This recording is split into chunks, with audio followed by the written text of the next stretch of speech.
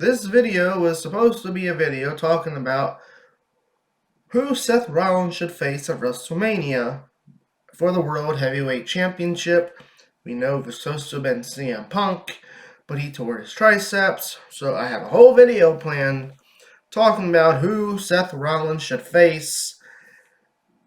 And after Smackdown, the question isn't, what do you want to talk about?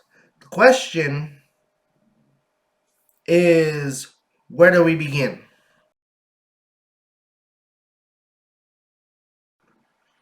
Ladies and gentlemen, welcome back to the channel. My name is Money Mike, and I'm recording this before Raw goes on the air, and I'm sure, based on crowd reactions and the fact that I'll be at SmackDown this Friday in Charlotte, that I'll have a whole lot more content to post about in terms of how the crowd is reacting to all of this in the next week or so.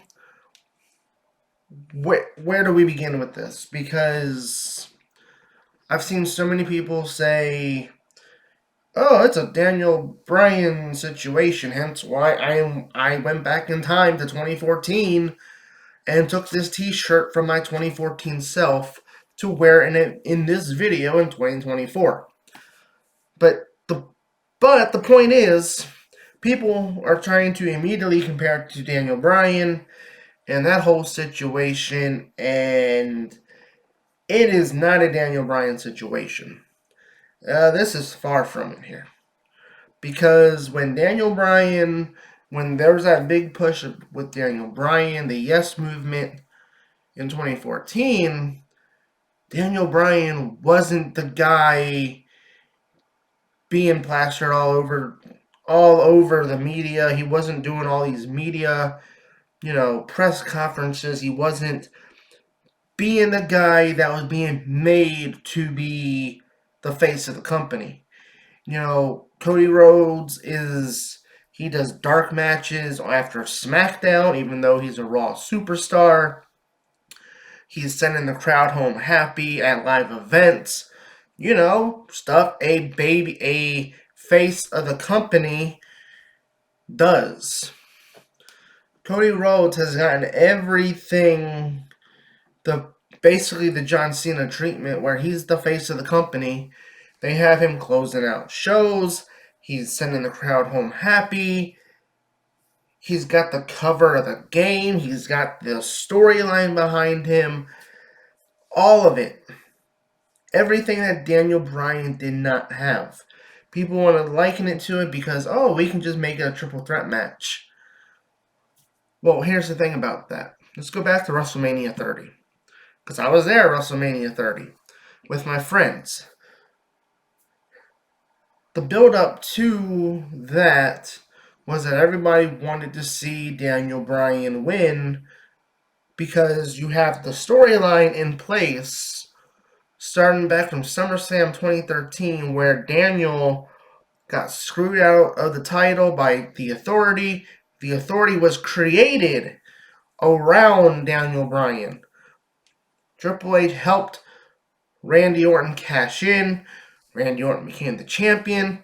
They kept screwing Daniel Bryan month after month. Eventually, everybody said, "Okay, he's going to win the Rumble. He's going to win the title of WrestleMania." But then WWE didn't give us that because that was never the plan, like it was with Cody Rhodes. And I'll get into that a little bit here more. So Batista comes in and wins the Rumble, and I got a quote here from Daniel Bryan, but Daniel Bryan even said, he has said himself, he was supposed to face Sheamus at WrestleMania 30. Now, obviously, CM Punk walked out of WWE after the Royal Rumble that year, but, that meant Triple H didn't have an opponent, so they had to pivot and change everything around.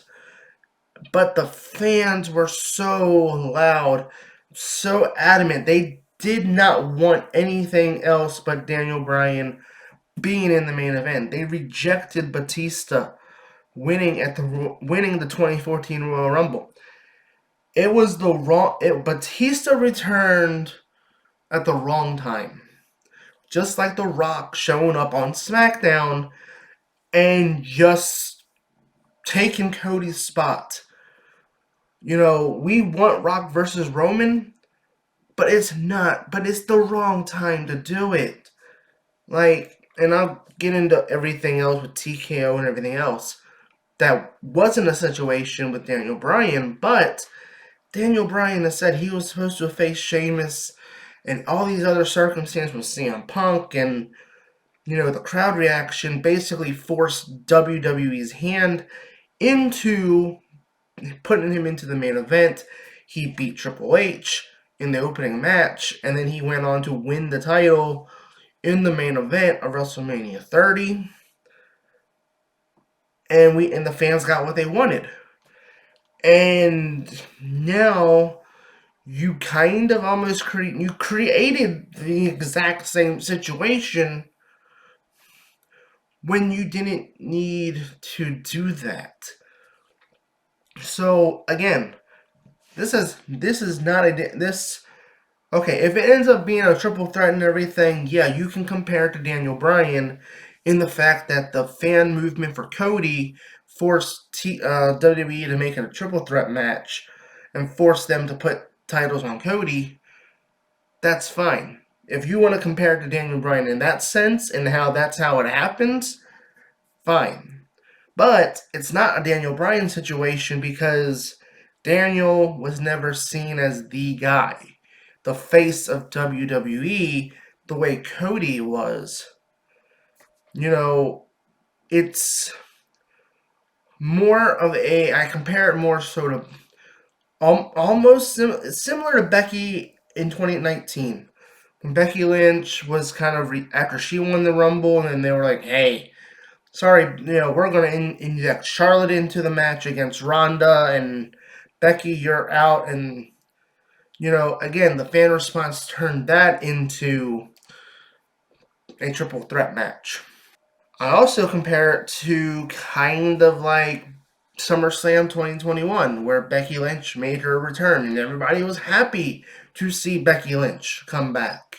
Bianca was like, hey, okay, let's face off. And then they did that 26-second match, and I was there SummerSlam 2021. I can tell you, that match took the air right out of the stadium.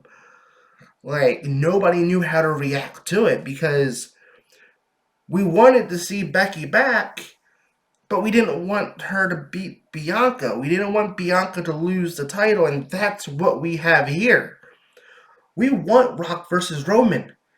We've been saying that for the last, 2-3 years that this whole Bloodline storyline has been happening. We've want Rock versus Roman. We've fantasy booked this whole thing where Roman turns on Jimmy Jay Solo, and he's all by himself, and and there's all this stuff with the family, and The Rock comes back and has to make peace and try to be the one to kind of put the family back together, teach Roman a lesson. And you could have done all that and that was all fine. That's fine. That's actually a great way to do it, is to have, if you have Cody finish a story, Roman goes berserk. He turns on Solo, turns on Jimmy. Basically, the elders don't want nothing to do with Roman because they see Roman has completely lost it. So they send The Rock to pretty much put Roman in his place, and then you have the match for next year's WrestleMania. But the point is that there's so many ways they could have done this, and they're doing this at the wrong time. We want this match, but not now.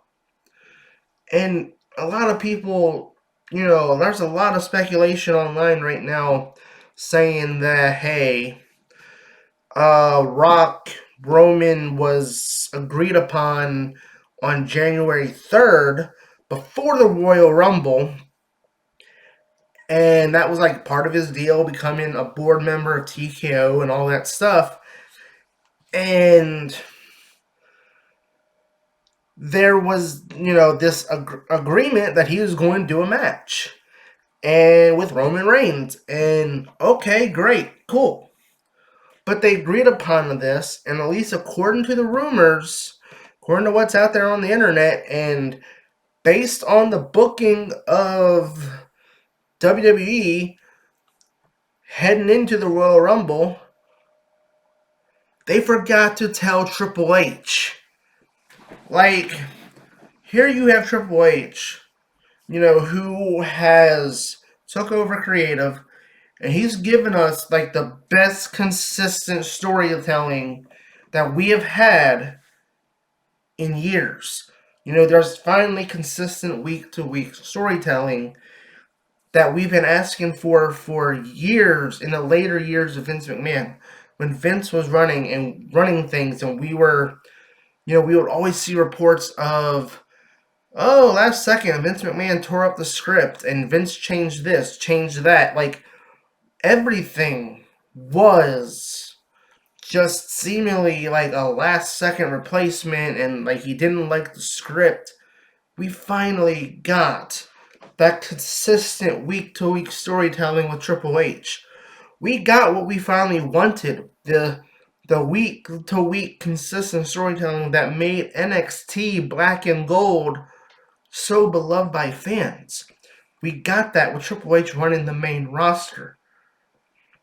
Now, don't get me wrong, Triple H does have a weakness in his booking, and that is keeping the title on somebody for too long and not pulling off the timing of when it is the right time to take the title off of somebody. But again, I go back to the point is the booking of Raw, the Smackdowns heading into the Royal Rumble.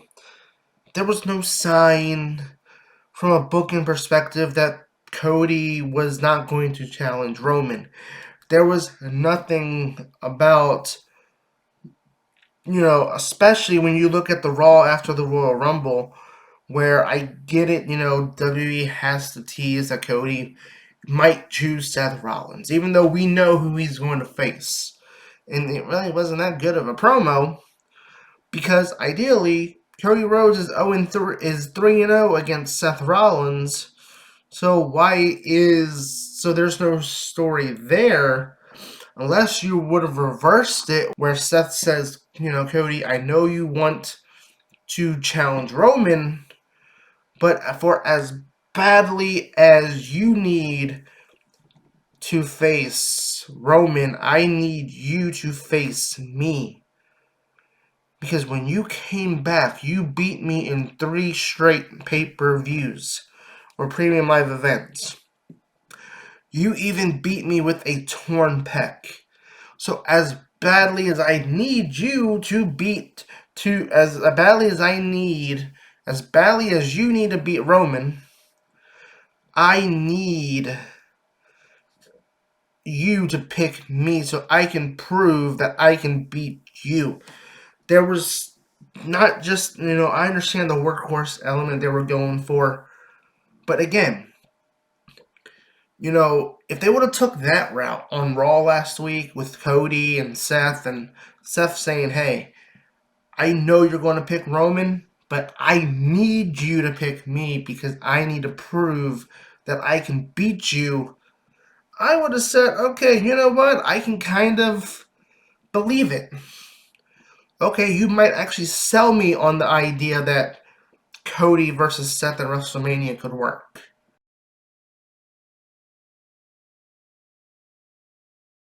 Look how Monday Night Raw started and look how Raw ended. CM Punk came out, he cut a promo, he's like, hey, I want to be out, I tore my bicep, and basically, hey, I'm going to miss WrestleMania. Maybe I'm not meant to main event WrestleMania. Drew comes out, and again, mind you, I see a lot of people saying, well, if WWE knew that they were going to do Rock and Roman, why would Cody win the Rumble? And I'm like, And that's the thing. Nobody in WWE knew that this was going to happen. Like, if you believe the reports that came out, this has completely blindsided Triple H as much as it has with us. Look at the booking. Drew McIntyre comes out. And again, oh my gosh, that promo last week was so good. I prayed for you to get hurt. Like right now, I've seen people saying online on Twitter, like people are so mad about this that they're like, "Hey, Drew, hey, can you pray for The Rock to get injured?" Like, but he says, "I prayed for you to get hurt, CM Punk," and then he attacks CM Punk, and then he beat Sami Zayn in the main event of the show. So again, there's no hint, no sign that Cody is going to choose Seth or that The Rock is going to face Roman Reigns, because you can see where Triple H was like, okay, well, CM Punk is injured. Well, I'm going to pivot and make Drew a monster heel and build him up to take on Seth Rollins. Then we get to SmackDown, and it's like, sorry, Drew, but The Rock is fighting Roman, and now you're not going to be in a world title match. Like, where? That's why I said, like, when in the beginning of this video, where do we begin? Because there's so many elements to this. Like, I may make a part 2 of this after, that will include my reaction to Raw. Because again, I am recording this before Monday Night Raw. Like, the big thing for me is The Rock is just coming in and just stepping over everybody. Clearly, like I said, Triple H had a plan. CM Punk got hurt. Okay, I'm going to make Drew McIntyre the guy to go face Seth. You could have had this great Elimination Chamber match because Drew's been feuding with like everybody on Raw. So he's probably going to feud with the cameraman on Raw tonight. I don't know. He hates everybody. He blames everybody for his losses. But Drew, and whoever else, Jay, Sammy, Finn, Damien, whoever, we probably could have had a great Elimination Chamber match to determine who goes on to face Seth Rollins at WrestleMania.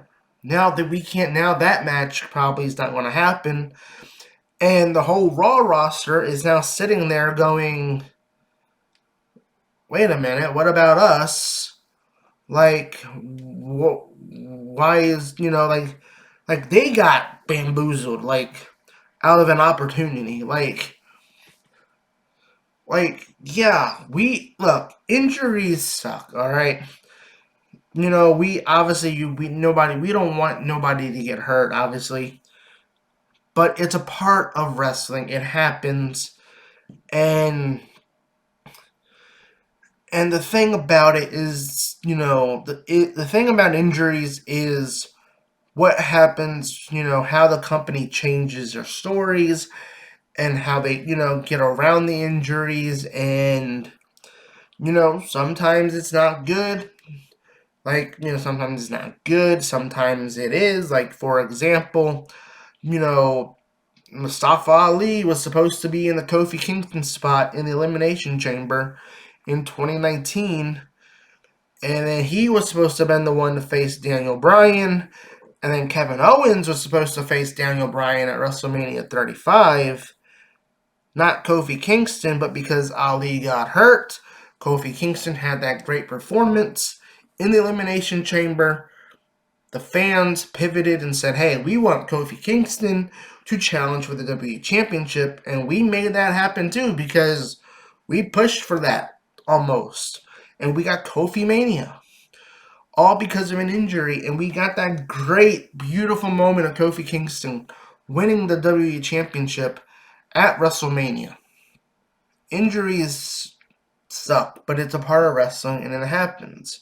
So that forces bookers to have to go in and change their booking, and sometimes, we get Kofi Mania, and other times maybe we don't. But in this case, you had a whole roster on Monday Night Raw that you literally could have inserted anybody into that match with Seth Rollins. Obviously, it's probably going to be Drew McIntyre. The way he was being built up, the way he attacked CM Punk, CM Punk was like, "Hey, when I come back, I'm going to target you." So it seemed like as if, from a story perspective, Triple H had already had set in motion. All right, when CM Punk comes back, Drew will be the champion, and then we can have CM Punk versus Drew at maybe next year's WrestleMania or, SummerSlam, whenever. But the plans were in motion from a creator's perspective that Triple H was like, "Hey, I already have a plan B. This is what I'm going to do." And then The Rock just comes in and goes, "Sorry, I'm facing him." And now Triple H is sitting there going, "You could have told me this before the Royal Rumble." I know they're doing the whole press conference on Thursday in Las Vegas. And, during when they showed the graphic for this during NXT Vengeance Day last night, they were showing the crowd booed. I think there were some videos online that surfaced, YouTubers that posted that people were chanting, "We want Cody." They were booing the video of The Rock. There's all this stuff about it being ratioed online, and so yeah, it's going to be very interesting. To see what happens tonight on Raw. Like I said, I don't know how long this video is going to be because there's so many layers to this, and I may have to do like a part 2 of this, maybe 3, because like I said, there are many layers to this. I know people want to just look at it from a booking perspective, but I'm trying to look at this from all angles and potential angles that maybe some other wrestling content creators are not looking at. Big momentum right now on social media. We want Cody.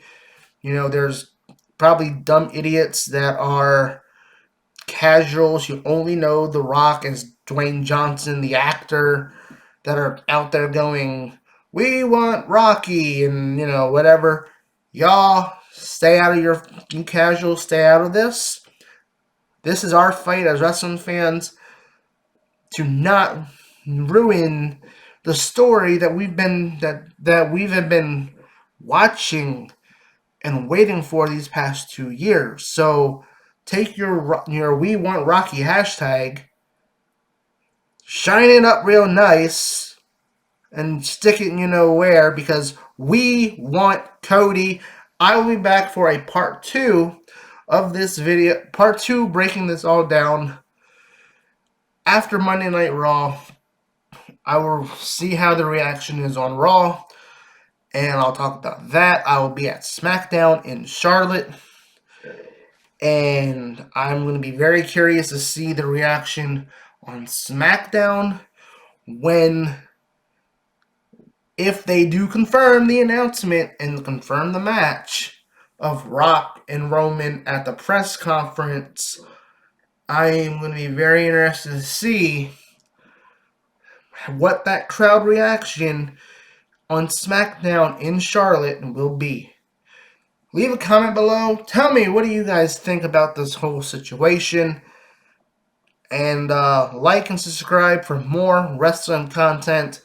And I'll be back after Monday Night Raw with another video talking about all this as we begin the rocky road to WrestleMania 40.